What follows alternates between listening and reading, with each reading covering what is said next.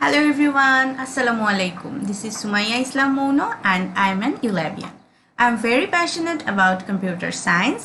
আজকে এই পর্বে আমরা শিখব যে টাইম কমপ্লেক্সিটির পার্ট 2 নিয়ে। অর্থাৎ এখানে আরও কিছু ইন্টারেস্টিং এক্সাম্পলস থাকবে যেটা কিনা আমাদেরকে টাইম কমপ্লেক্সিটি রিলেটেড আরও অনেক ডিপ ধারণা দিতে হেল্প করবে। সো কথা না বাড়িয়ে চলে যাচ্ছে আজকের এক্সাম্পলসগুলোতে। আজকের এক্সাম্পলগুলো একটু ডিফারেন্ট হবে এবং আমি এখানে একটা ট্রিক্স অ্যাপ্লাই করব। অর্থাৎ প্রত্যেকটা কোডের পর আমি অ্যান্সারটা অর্থাৎ যে for this particular code time কমপ্লেক্সিটিটা কী হতে পারে and you have to think. So চিন্তা করার পরে আমি অ্যান্সারটা শো করবো। আপনাদেরকে চিন্তা করার জন্য আমি 5 to 10 সেকেন্ড টাইম দিব। সো এই ভিডিওর মাধ্যমে আপনাদের নিজেদের একটা টেস্ট হয়ে যাবে। সো আপনারা যেটা করবেন অবশ্যই চেষ্টা করবেন যাতে কোডগুলো দেখে আপনারা কিছুটা ধারণা নিতে পারেন এবং সেটা অ্যাপ্লাই করে নিজেরাই গেস করতে পারেন যে হ্যাঁ এটার টাইম কমপ্লেক্সিটি কী হতে পারে।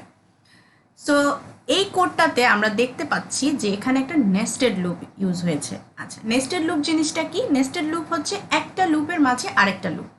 এখানে প্রথম লাইনটাতে আমরা এখানে একটা লুপ ইউজ করেছি। সো এই লুপের কতক্ষণ চলবে, এক্সিকিউশন টাইমটা কতটুকু হবে? এন এর আগ পর্যন্ত, অর্থাৎ এই আই এর ভ্যালু 0 থেকে শুরু হয়ে এন এর আগ পর্যন্ত এটা চলতে থাকবে। এখন এন এর ভ্যালু হতে পারে 5, 10, এনি নাম্বার, বাট ডিপেন্ড করছে কিন্তু এন এর উপরই। ঠিক সিমিলারলি এই কন্ডিশনটা চেক হওয়ার পরে সে পরবর্তী কন্ডিশনে যাবে এবং পরবর্তী কন্ডিশনটাও ঠিক এন এর উপরেই নির্ভর করছে এবং এই দুটো কন্ডিশন যখন ফুলফিল হবে দেন সেই স্টেটমেন্টটাকে এক্সিকিউট করবে। সো এখানে যদি আমার পার্টিকুলারলি এই কন্ডিশনটা বা এই স্টেটমেন্টটা এই লাইনটা আমার রান হতে যদি এন টাইম নেয় তাহলে এটার জন্য এন টাইম নেবে।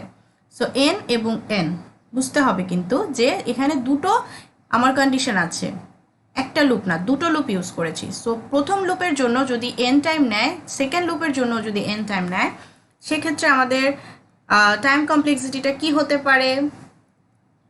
N square. সো এই for this particular code time complexity হবে big O of N square. চলে যাব পরবর্তী এক্সাম্পলে। পরবর্তী এক্সাম্পলটাও খুবই সিমিলার এবং জাস্ট একটু চেঞ্জ, সেটা হচ্ছে এই কন্ডিশনটার ক্ষেত্রে। এখন এই কন্ডিশনটা চেঞ্জ দেখে আমাদের মনে হতেই পারে যে হ্যাঁ এটাতে যেহেতু এন টাইম লাগে বা এটা টাইম কমপ্লেক্সিটি যদি একটা লুপ থাকে সেখানে আমাদের টাইম কমপ্লেক্সিটি এন হচ্ছে আর দুটো লুপের ক্ষেত্রে এন স্কোয়ার হচ্ছে, তাহলে এই ক্ষেত্রে আমাদের কি হবে? বিকজ এখানে তো কন্ডিশনটা হচ্ছে যে কন্ডিশনটা নির্ভর করতেছে আই এর উপর। সো এখানে কি কোনো চেঞ্জেস আসবে কিনা? বাট একটা জিনিস কি, এখানে জের ভ্যালু আই এর উপর নির্ভর করলেও এটা কিন্তু এন টাইমসই এক্সিকিউট হবে, অর্থাৎ চেক করবে। ফার্স্ট লুপটা যখন ফার্স্ট কন্ডিশনটা ফুলফিল হচ্ছে দেন কিন্তু সেকেন্ড লুপে ঢুকবে অ্যান্ড সেকেন্ড লুপটাও যখন দেখবে যে ওকে এটাও ফুলফিল করতেছে শর্তগুলো, তারপরে গিয়ে এই স্টেটমেন্টটাকে এক্সিকিউট করবে। সো এটার জন্য time complexity big of N square. আচ্ছা, এরপরে চলে যাব পরবর্তী এক্সাম্পলটাতে। পরবর্তী এক্সাম্পলটাতে আমি ওয়াইল লুপ ইউজ করেছি। সো এখানে আমাদের দেখতে পাচ্ছি যে আই এর ইনক্রিমেন্ট হচ্ছে, আই এর ভ্যালু ফার্স্টে 0 অ্যান্ড কন্ডিশন চেক করতেছে যে আই এর ভ্যালু এন এর চেয়ে ছোটো কিনা। সো এখন আমাদেরকে যেটা দেখতে হবে যে আই এর ইনক্রিমেন্ট কীরকম। আই এর ইনক্রিমেন্ট কিন্তু এক এক করে ইনক্রিমেন্ট হচ্ছে এবং এটা কতক্ষণ পর্যন্ত চলবে? N time. সো স্টেটমেন্টটা কতক্ষণ এক্সিকিউট হবে? N time. সো এটা কথা না বাড়িয়ে বলাই যায় যে এটার time complexity big of N. Okay, so এই কোডটা বা এই যে কন্ডিশনটা যেটা দেয়া হয়েছে ওয়াইল লুপে, এটা একটু চিন্তা করতে হবে। অর্থাৎ এখানে যে রানিং টাইম বা আমরা যে কোনো কোডের রানিং টাইম বা রান টাইম যখন আমরা বের করতে যাই বা আমরা যখন টাইম কমপ্লেক্সিটিটা গেস করি বা চিন্তা করি, এটা আসলে আমরা কিভাবে বুঝি? আমরা এই কোডের গ্রোথ দেখে বুঝি। গ্রোথটা কীরকম হারে হচ্ছে।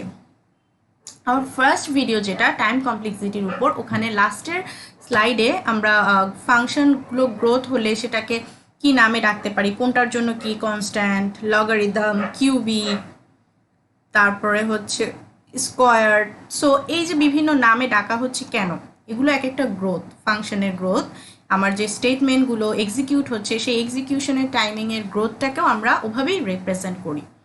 সো এখানে আমরা যদি খেয়াল করি যে এই কোডটাতে এর ভ্যালুটা কিভাবে বাড়তেছে, এর ভ্যালুটা আমরা একটু চিন্তা করতে হবে যে যদি আমরা এখানে দেখি যে এর ভ্যালু লগের বেসিসে যদি এই কোডের জন্য আমরা অ্যাপ্লাই করতে পারি কিনা। কারণ লগের ক্ষেত্রে কি হয়, লগের ক্ষেত্রে এরকম হয় যে লগ যদি 10 হয় তাহলে আমার ভ্যালু আসতেছে কত, 1, তার মানে কিন্তু একবার এক্সিকিউট হচ্ছে। আবার লগ যদি 100 হয় সেই ক্ষেত্রে কিন্তু ভ্যালু আসতেছে 2। সো এভাবে লগের সঙ্গে অর্থাৎ লগের গুণিতক হারে জিনিসটা বাড়ছে কিনা বা লগের গুণিতক হারে জিনিসটা এক্সিকিউশনের টাইমিং নিচ্ছে কিনা সেটাই কিন্তু আমার বোঝার বিষয়। সো এই কোডটাতে আমরা দেখে বুঝতেছি যে হ্যাঁ এখানের এক্সিকিউশন টাইমটা কিন্তু লগারিদম হারে বাড়তেছে। সো এই for this particular code time complexity হচ্ছে big O of log N. আচ্ছা, এর পরবর্তী এক্সাম্পলটা আমরা একটু দেখি। পরবর্তী যে এক্সাম্পল সেটা হচ্ছে ইফ এলসের। সো ইফ এলসের এক্সাম্পলগুলোকে আমরা বলতে পারি হচ্ছে সিকোয়েন্সিয়াল। এখানে ফার্স্টে কি করবে, এই ওয়াইল লুপে ঢুকবে, দেন কন্ডিশনটা চেক করবে, কন্ডিশন ফুলফিল হলে ইফের কন্ডিশন চেক করবে। ইফের কন্ডিশনও যদি ঠিকঠাক থাকে দেন এই লাইনটা এক্সিকিউট হবে, তখন কিন্তু আর এলসে কোনো কাজ হবে না। ইফ এলসের কিন্তু মানে যে কোনো একটা এক্সিকিউট হয়, হয় ইফ এক্সিকিউট হবে না হলে এলস এক্সিকিউট হবে। সো এখানে আমরা যদি খেয়াল করি যে আমার যে ডিজায়ার আউটপুট বা ডিজায়ার যে রেজাল্ট আমি চাচ্ছি সেটা যদি আমার ইফের শর্তের সাথে, ইফের যে কন্ডিশন সেটার সাথে ম্যাচ করে তাহলে কিন্তু আমার একবার এক্সিকিউশন হলেই আমি আমার রেজাল্ট পেয়ে যাচ্ছি। কিন্তু যদি এরকম হয় যে না আমাকে এলসটা চেক করতে হচ্ছে তাহলে কিন্তু এটা এনের উপর ডিপেন্ড করছে, এন টাইম রান করা লাগতেছে। সো এটার জন্য টাইম কমপ্লেক্সিটি হবে big O of n for average case or worst case বলতে পারি। বাট যদি বেস্ট কেস হয় অর্থাৎ একদম ফার্স্টে আমার কন্ডিশনটা শুরুতেই ফুলফিল হয়ে গেল তাহলে কিন্তু আমি একবার জাস্ট এক্সিকিউট করলেই বা রান করলেই আমি পেয়ে যাচ্ছি। আমার নিচের এলসের পার্টটাতে কিন্তু যাওয়া লাগতেছে না, আমার এখানেই যদি কন্ডিশন মানে ফুলফিল হয়ে যাচ্ছে দেন আমি এই স্টেটমেন্টটাকে আমি কাজ করলেই হয়ে যাবে।